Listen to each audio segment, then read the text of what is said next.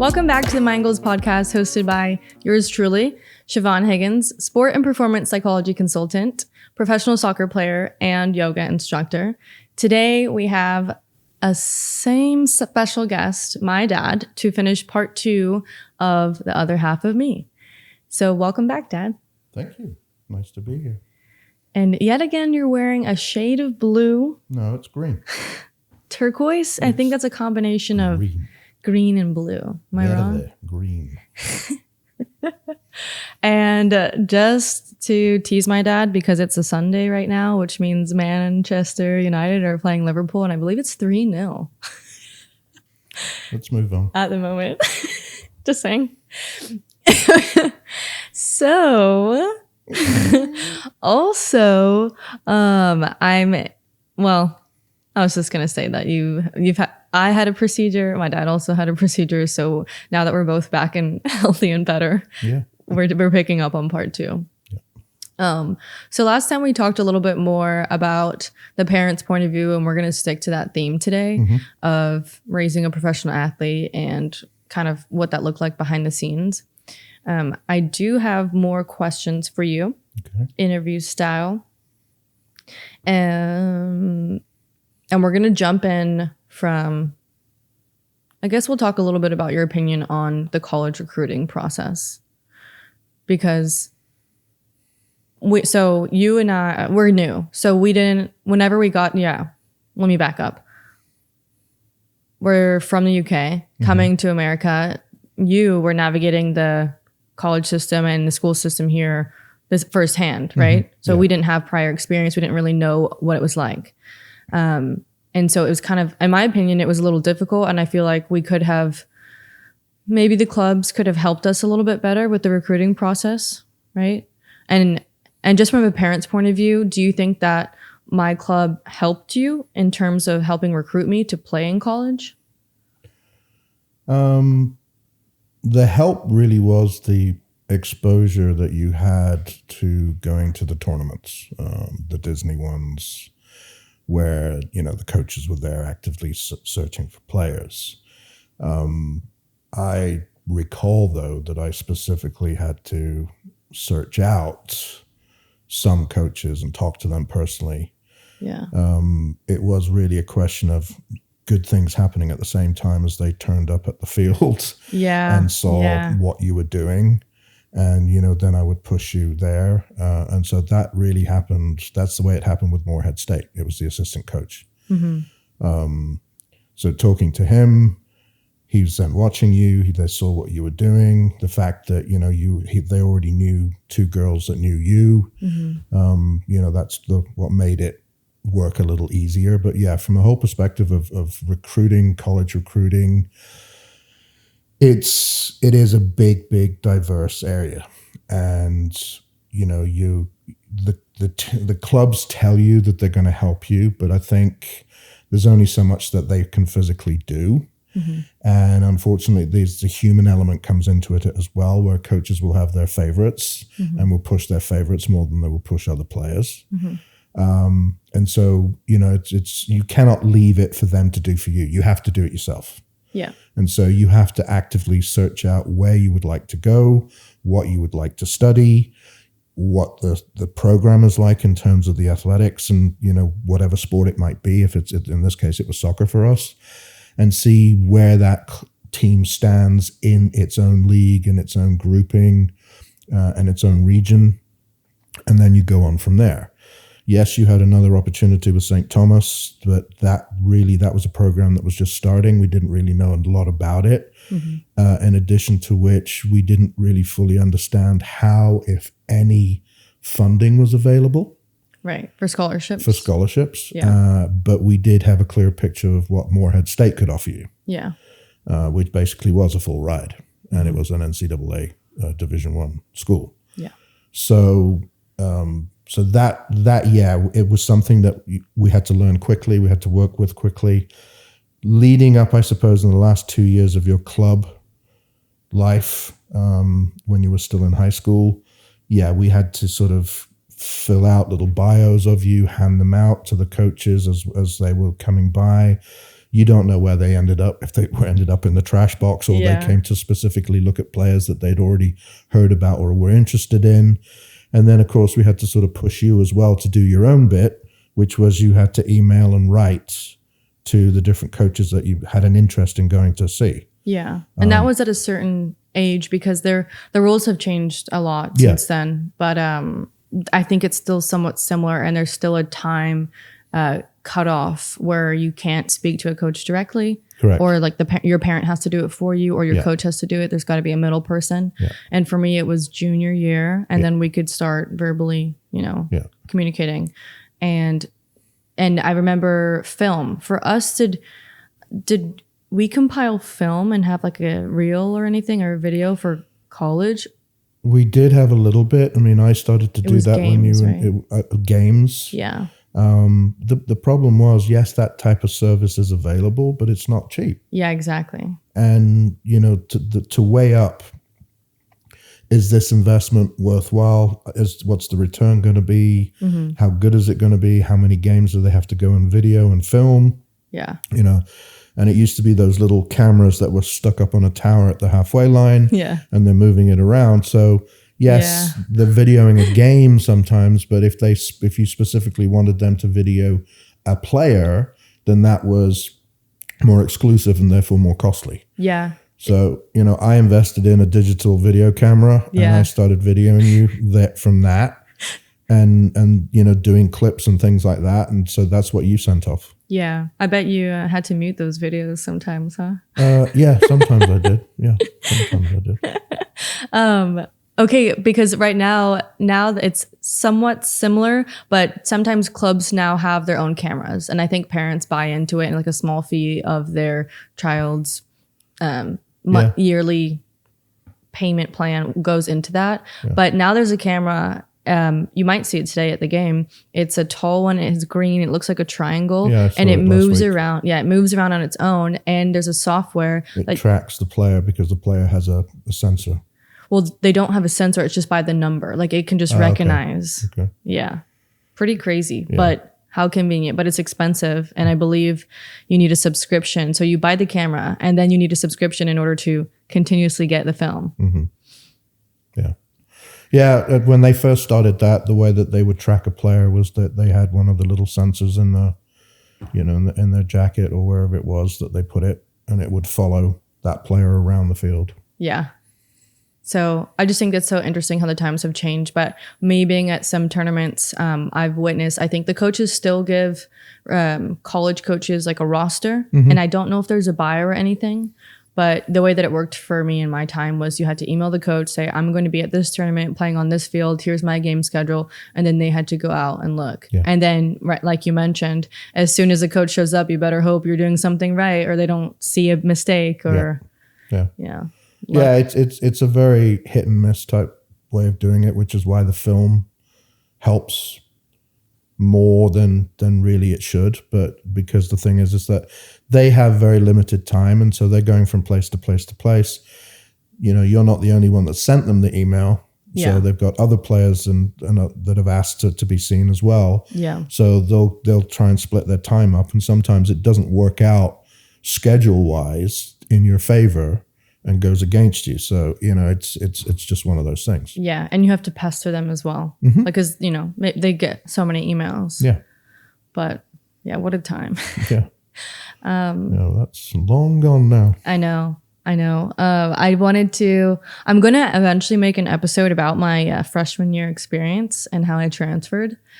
But since you and I know the full story of that, and I guess to tell people listening, I didn't have a great freshman year experience. No. I was a player that was rehabbing from my first ACL injury. So going into my freshman year, I had to redshirt because I was rehabbing from my injury a couple months prior. And so that played a big factor into it as well. But then turns out I just didn't like the school. I had a lot of issues, wasn't treated well.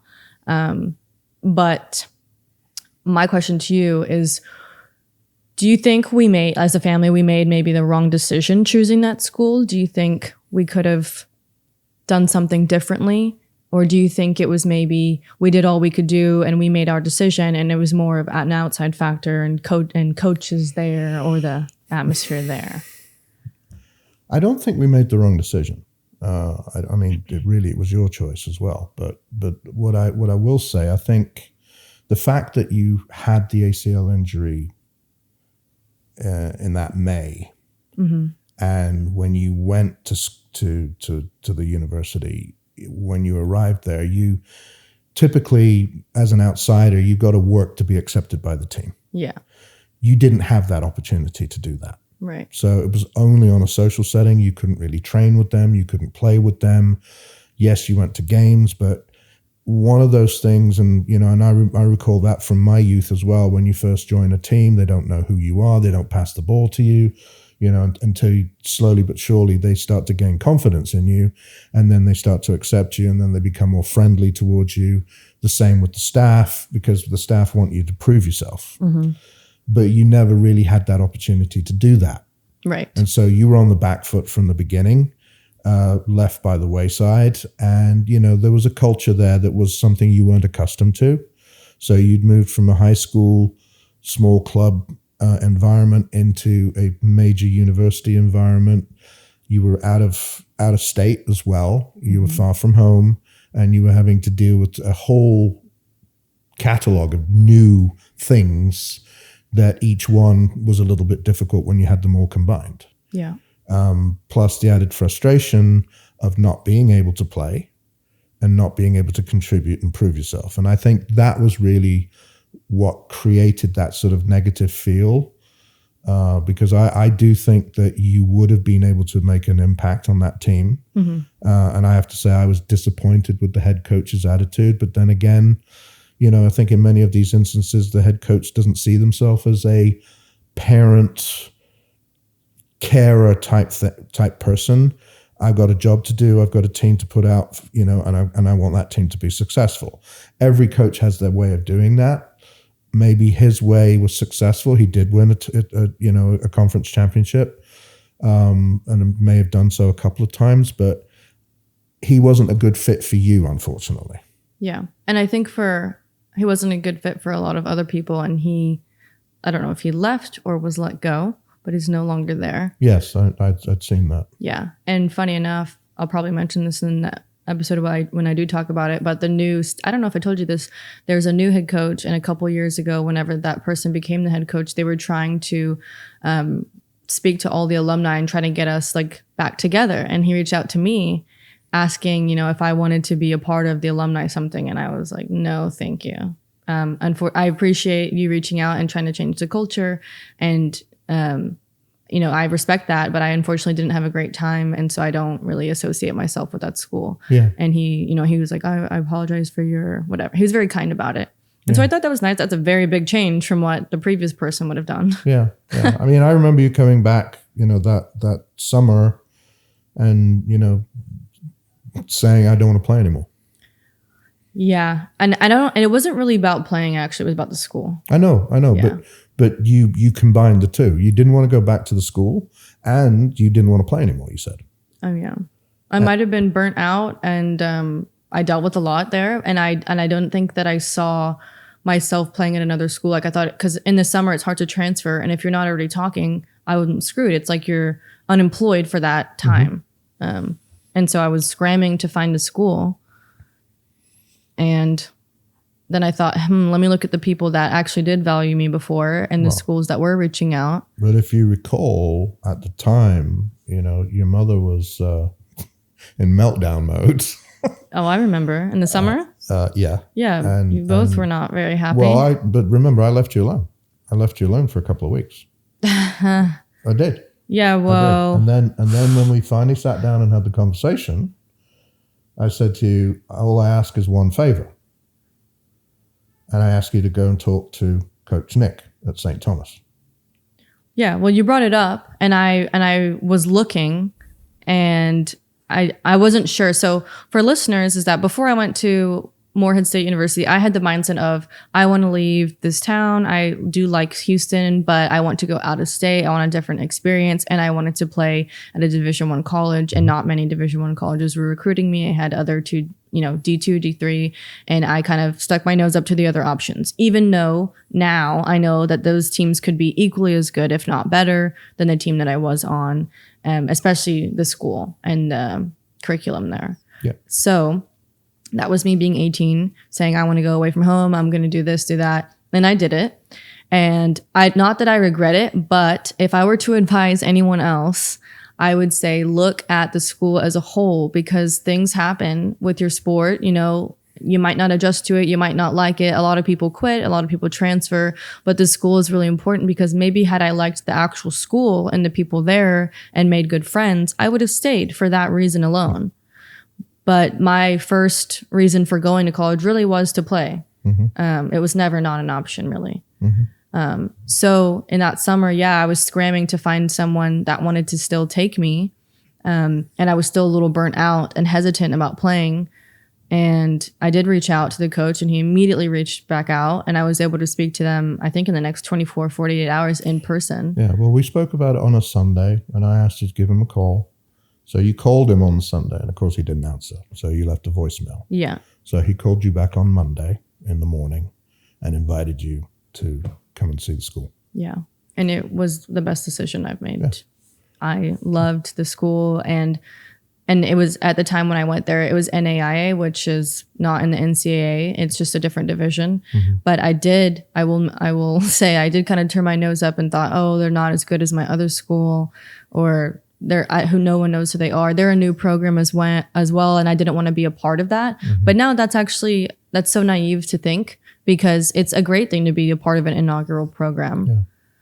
Yeah. And when you think about it, Siobhan, it was a natural progression, because like we talked about last time, the teams you were in were teams that started low, and grew and grew. And so they got promoted to the next league, then into the next division, and then into the next division, each time winning the competitions that they were in, until finally, when the team started to win tournaments, and all the medals and cups and things like that came with it after that. And then, your final sort of playing club was, again, the culmination when you were in ECNL. Yeah. And so to go to St. Thomas, a year later, because you actually joined in the second year of the program. Right. It was a good thing, because when you the 4 years that you played, you saw that each time you made it to the conference final, postseason final. So all 4 years. All 4 years. Yeah. Yeah, all 4 years. And unfortunately, you won one, and then and you won a regular season. But so every year you made it to the final. Yeah. Except for the last year where the team lost in the semifinal. I think that was the final and we lost. No, it was a semi. Was it? Yeah, it was a semifinal. Really? It was the first day. You didn't go to day 2. Yeah. So I lost a hotel booking for that too, which you owe me for. Me? Yeah, you do. Was it my fault? Well, that's another topic. I know. Yeah. So, but that was the progression. And so in retrospect, when you think about it, going to St. Thomas was probably, the good thing, because again, it was another starting, growing, building, and achieving. And during that course, again, every single year, you made it to the first team all conference, twice as a midfielder, twice as a forward, which no other player at St. Thomas has ever done. Yeah, not yet. Yeah, no. Not a female, I don't think. No, as a within that program, no. And within NAIA, it's never going to be done ever, because they're no longer in NAIA. Well, yeah, they're in Div 3. Yeah. So, you have the records there that stand and will always stand. Yeah. And I think that was what I needed. It was definitely a confidence booster for me. And it was a challenge. And like I mentioned, I thought that the school wasn't going to be as great. The training there was much harder. Like when I was there under Coach Nick, and he's now an assistant athletic director. But wow, I remember coming back from the preseason thinking, this is harder than what I went through at the other school. Yeah. But remember, at the other school, you didn't really go in fully fledged training sessions until the end of the season, because that's when you were cleared to play. Yeah, but in spring, I was still there for their spring season. And their spring season, I mean, it was difficult, but it wasn't that difficult. And I think the strength and conditioning sessions were difficult. And I enjoyed those with our strength and conditioning trainer. But man, Coach Nick was running a military at St. Thomas. And I mean, we were successful, but it was hard. It was hard. I remember thinking, wow. And then the hardest training I had done in my professional career was at Hearts. I have never thrown up at a session before from running or conditioning, and I still haven't. But at Hearts, I almost did because I think I had like chicken curry like an hour and a half before training. And I didn't know we were going to do running. That's never a good idea, but anyway. Yeah, well, I metabolize fast, so normally it's fine. And I didn't even finish the whole thing, but we had our training and then they were like, okay, everyone get on the line. We're going to do some fitness testing. I was like, fitness testing? Oh, I was so close to, yeah. It was very difficult. And then after that, another hard training I had was when I trained with some of the boys in Atlanta for Concord. That was hard as well. That was probably equal. But yeah, so it was difficult for me, but I think we made the right decision transferring. Yeah, I think you did. My question to you is, what do you think it was one of the biggest challenges for me in my career?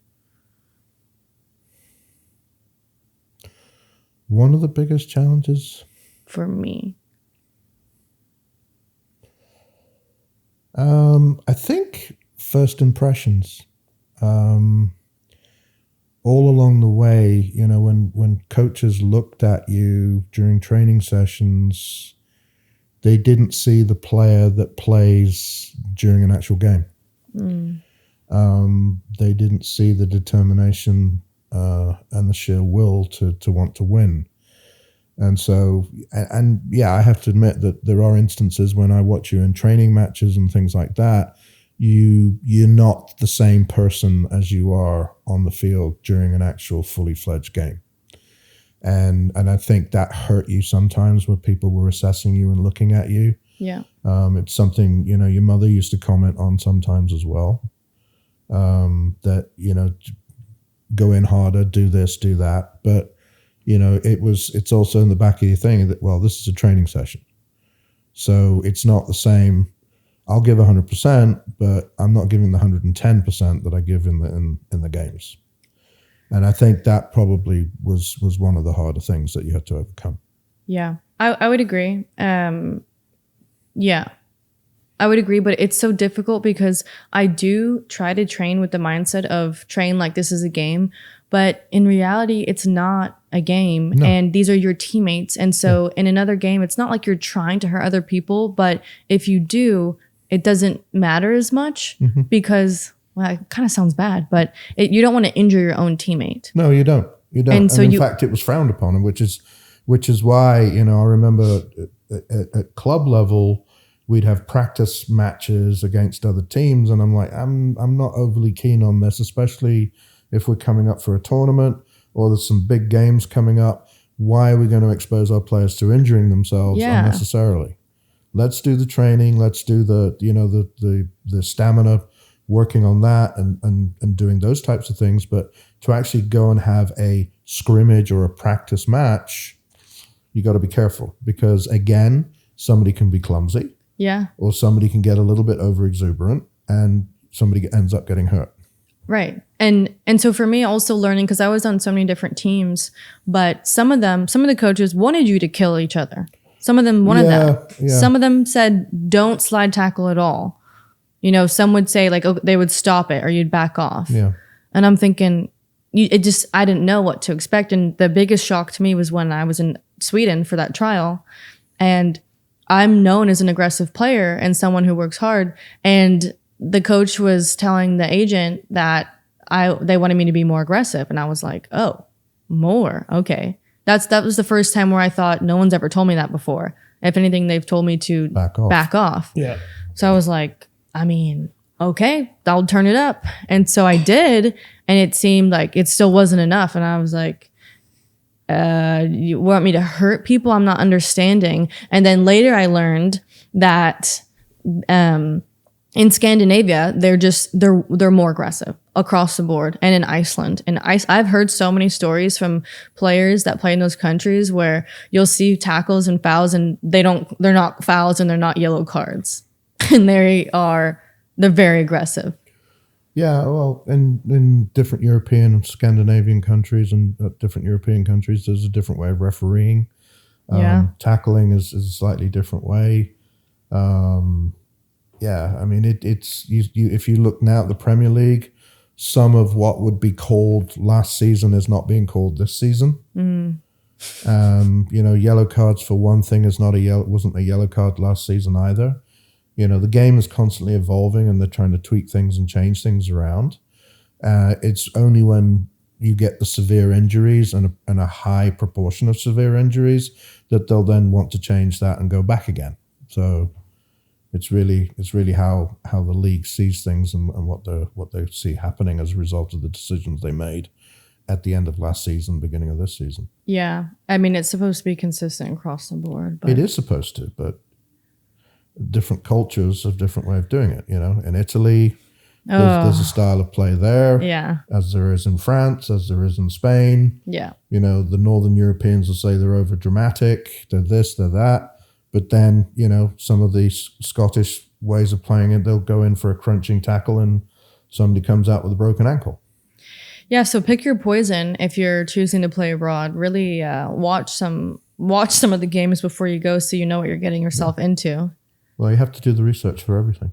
Yes, you do. And not make assumptions. Yeah. It's only, it's fun in games until it's not fun and it's not a game. Yeah.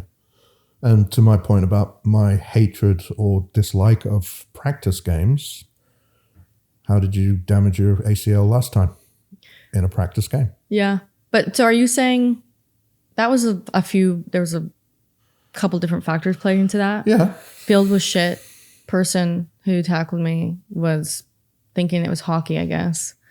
And we were playing against boys. So don't know why we would put players at risk like that, but Yeah. Well, that's all in the hands of the coach at the time, and he should take full responsibility for that. Yep. But in terms of practice games, I was going to ask you, do you not believe in them? I believe in them in the sense that you can then work out tactics, like a true friendly. A true friendly, but there's never really such a thing as a true friendly. I'm sorry, there isn't. But, because the competitive nature of the players, so it has to be controlled well, and it has to be refereed by a full squad of referees, not just one or two. It has to be the full three. And it's got to, they have to officiate as if it was a real game. Because otherwise, depending on the age group, things can run away from themselves and people can end up getting hurt or injured unnecessarily. Yeah. So, when people start to get a little bit over exuberant, they've got to temper it down and calm it down. Did you have something else to say? No. So we've spoken about referees. I've spoken to Harlan here on the podcast as well. And I'm still very much in touch with a lot of referees. What did you think about me reffing? So reffing was my first job. Yeah. What did you think about me refereeing? Did you ever... Yeah, no, this is a good question because Mom has her opinions and eventually Mom will come on here and be able to tell everyone that. I know it'll be a fun one. But for refereeing, it's difficult. It's not easy and it's so easy to criticize. But once you get in that position and you are officiating, it's difficult. And so, but for me as a referee, I'm not currently reffing right now, but when I did referee, what were your thoughts on it? Well, like with your sister, it was a way for you to make money on your own, but more it was aimed at building your character and thickening your skin up a little bit. Because well, it surely did that. Yeah, well, I mean, the type of abuse that you had to take from the parents. I remember what I used to say to you: when the uniform is on, you're the referee. So if they're being disrespectful, you take control and you can eject them from the field. Yeah. And that concept for you to begin with, because yes, you were taught to respect your elders and, be polite and this, that, and the other. And I said, okay, the difference now when you have that referee's uniform on, it's a different world. And if they're not behaving in the way that it's expected of them as parents to be on the sideline, yes, they can disagree with your calls, and you got to toughen up to that. Mm-hmm. But if they start being abusive and misbehaving, they have to be pulled up on it. Yeah. Just as much as the coaches, and so when you started refereeing, you were basically refereeing teams that you had in the past played against. You knew some of the coaches as well as a kid. Mm-hmm. And now you're in a position where you're officiating over them and making sure that they behave themselves. Yeah. It was a little bit of a different dynamic. That's probably due to lack of referees, and there's still always a lack of referees. Mm-hmm. But then eventually it became where that's a conflict of interest, and I wouldn't have done that. Like in high school, when I stopped playing high school soccer, I started to referee. But I couldn't referee in KDISD in my school district because I had just played there. Yeah. So I was always doing the Sugarland or, I don't know, some HISD. Yeah, you did. A-Leaf ISD as well. In fact, it was funny because yesterday I drove past that high school where you refereed your first game. Which one? And I commented to your mother. It was, I can't remember the name of the road. A high school? Yeah, or junior high. One of the first ones that you refereed at. George Bush?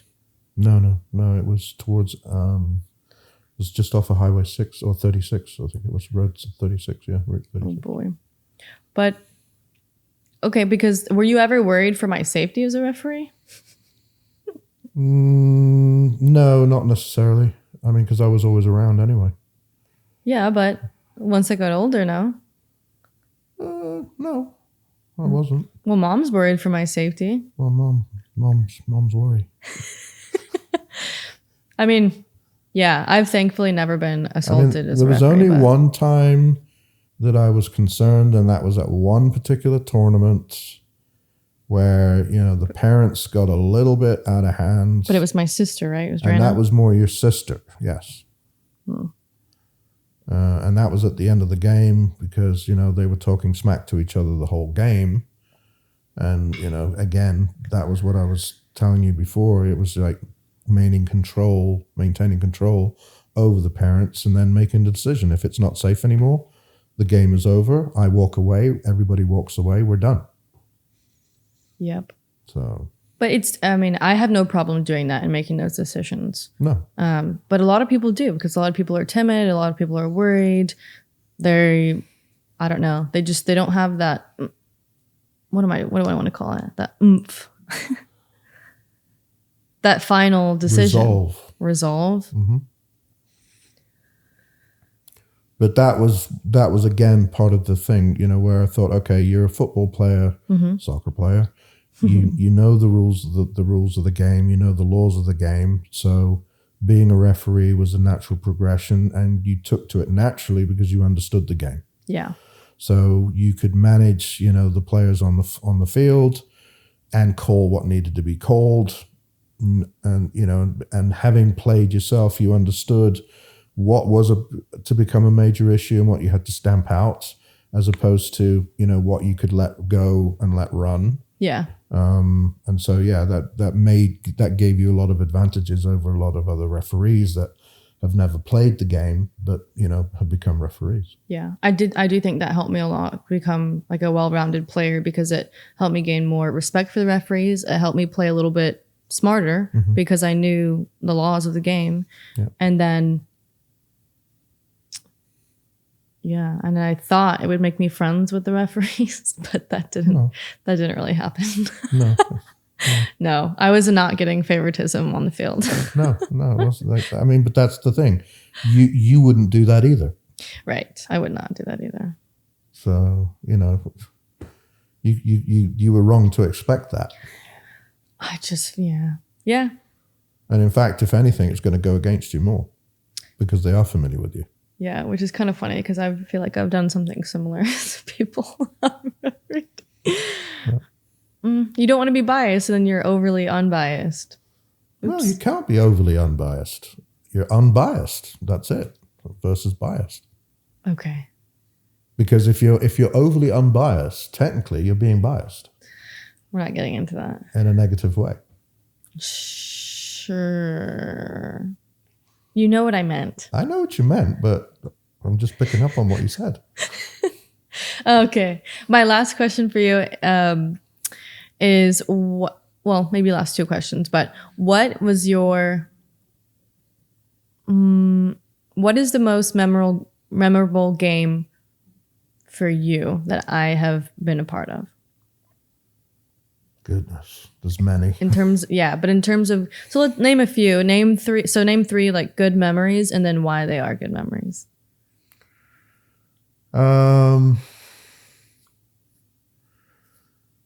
I suppose early on, there was one game that I remember we were losing 3-0 and we ended up winning it 5-3. Was this at Katy Park? And it was at Katy Park. So this is when I was playing rec soccer? Is it with club? No, you were playing Texas Premier at the time.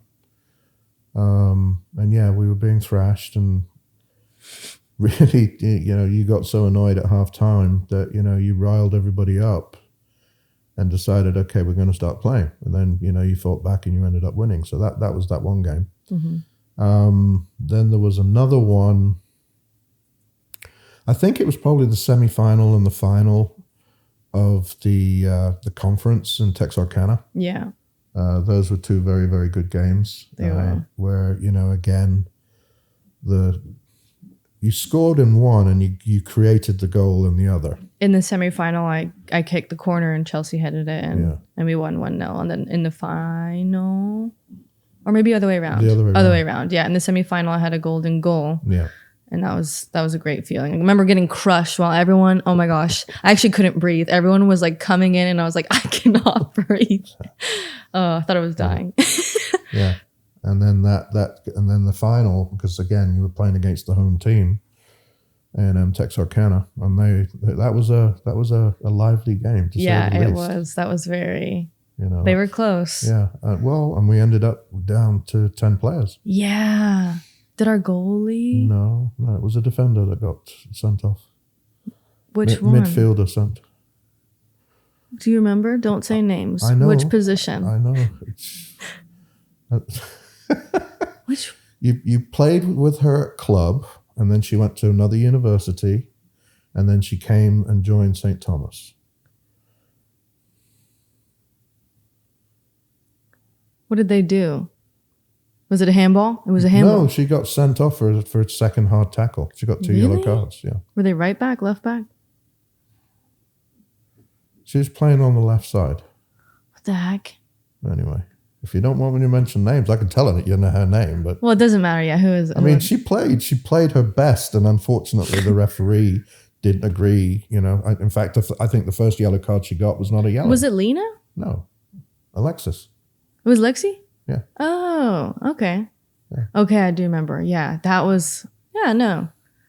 Boo to the call. But she probably did get a hard tackle. She did. She tackled hard always. She always did, yeah. She always tried her best, Yeah.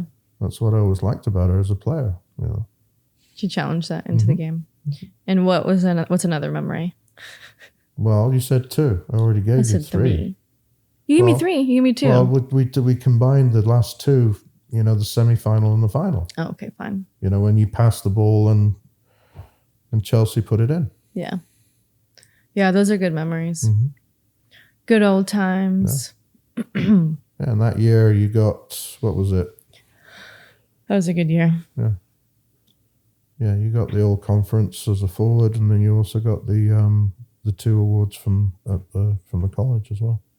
Yeah, I think I had the most points because I had assists and goals accumulated. Yes. So that was like MVP or Golden Boot to share. Yeah. That was a fun year. Yeah, it was. It was good. I keep meaning to wear my rings whenever I'm on episodes talking about soccer. Yeah, well. But I didn't. Because you keep leaving them in your little box. Keeping them safe. Mm-hmm. I had one more question after the first one. You were telling me something about... Okay, for the first one, you told me it was when I was... The 5-3. And then the second one was the semifinal, and the third one was the final. Yes, I'm trying to think of like I had a question on the top of my mind after you said the 5-3-1 when we lost. Frick. It's not coming to me. But we were talking about how we lost. I know it's going to have to be edited out now, isn't it? No, it's not going to be edited out. The timing is fine. Okay. It was me that put the timing on it. Okay. Man, it might have been about Mom. What, when your mom ran onto the field without realizing? That was the first national championships that you went to. No, sorry, state championships. Yeah. How old was I then? 13? 14? Mom. No. You were 11, you 12. 11, yeah. Mom. Yeah, well, yeah. But see, the thing is, there was no space between where the parents had to stand and the line, and so even if you stepped 1 foot over, you were on the field without realizing it. Yeah. And so the line referee got a little bit over exuberant with his behavior. Yeah, that's another issue for a different time. But whenever they use the jersey as a, yes, you have authority, but you're not. Well, it's like with anything. Anything can be abused. Exactly. Damn it. I'm trying to think of what I was going to say. It was a good question. I asked you my favorite memories, the favorite memories playing. And you said it was when it was youth, and then we came back. Oh, yes, here we go. It's that, and I mentioned this like last time when we spoke, but I don't know how to relay the belief that no matter what the scoreline is, not to give up until the end of the game, because you've said that not every game, but when we're losing or tied, you always say play until the whistle or play until the final whistle. Like even if you're being thrashed 3-0, 4-0, I don't know, but I do have belief that you can come back in 3 minutes. I think because I've seen United do it quite a lot of times, but like it's possible. And I don't know, maybe that's overly optimistic of me, but I think I've seen it happen many times. I've been a part of it, that happening as well. And I don't know how to relay that to other people and players, because a lot of people go down 1-0, 2-0, and there's 10 minutes left, and they're already saying, oh, it's over, I'm giving up. And you can tell it in the body language. You can tell when the coach believes that. Well, that's the problem. If the coach believes that, then the coach is sending the players the wrong message. Well, they do. So, and so you have to demonstrate to the players that there is still a possibility, because there is still time. But if there's still time on the clock, you can still score a goal. You know how quick you can move the ball up from your goalkeeper up to the penalty area of the other team, and that's a matter of seconds. Yeah. So, if you have 5 minutes left, it takes 10 seconds to get the ball to the penalty. If you're shooting on goal, and this is what the other thing you have to do, you have to be shooting on goal, because if you're not going to be scoring, or at least you reduce your opportunities to score, then, you have plenty of time. And so really you have to put in your mind, it's a segment, but that is something that you have to instill in your players from the very beginning, and consistently make that message. Because again, if you have a successful team that's always winning, sometimes that's not necessarily a great thing, because if they start to lose, they don't know how to deal with it. Yeah. And it's more to do with resilience and determination. And so if you have, and that's how you pick your captain in a particular way, to show that is the person that can pull everybody up and encourage everybody, and they have a belief in their captain, and they have a belief in themselves. But if you remember, again, a lot of coaching that I used to do in your younger years, at the end of a game, we would always I would always call out every single player for what they did well during the thing. The tournaments, when we won the medals, when I handed the medals out, I recognized something that player had contributed to the team winning. Yeah. and helping to make the team successful. So again, it's giving those players recognition and giving those players and something to boost their confidence so that they believe in themselves. And then that's the thing. It's the belief in themselves is what they need most of all. Yeah, that's what confidence is. It's the belief and the ability to do something. Yeah. Okay. Well, I'm asking because a lot of people don't have that belief, and I'm trying to relay that information to as many people as possible. It's hard. It is difficult. Yeah. But you got to then find where they've had successes, no matter how small. Right. And to build on that success. Mm-hmm. And to keep moving forward, to achieve more, You know, it's like if you look at, you know, you're at the bottom of a mountain and you're looking up at the top and you're tired and you're like, oh, there's no way I can get up there. But you look at the lower level and take those steps.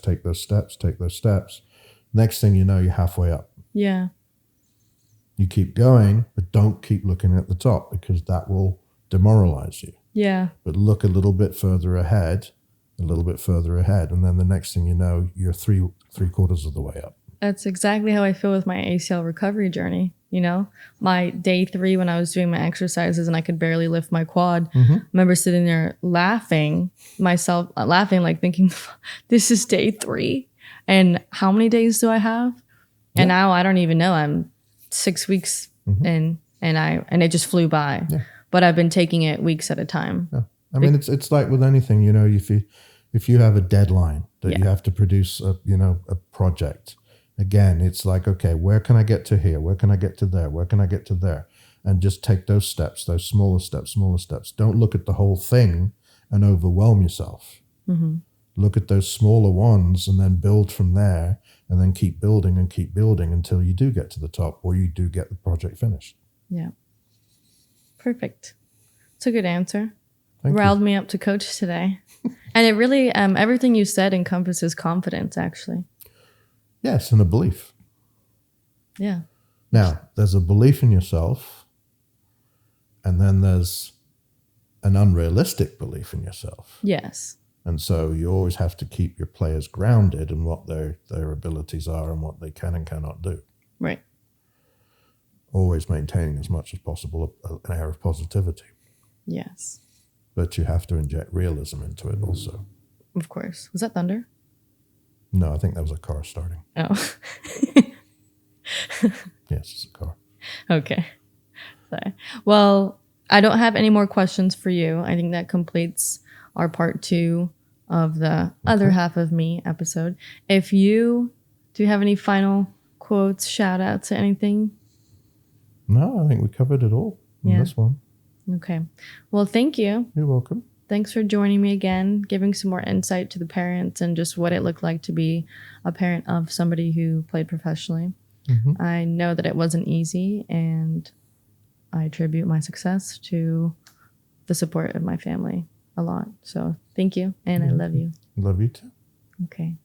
Bye, guys, and happy Thursday. Thanks for joining us again today, and have a good day.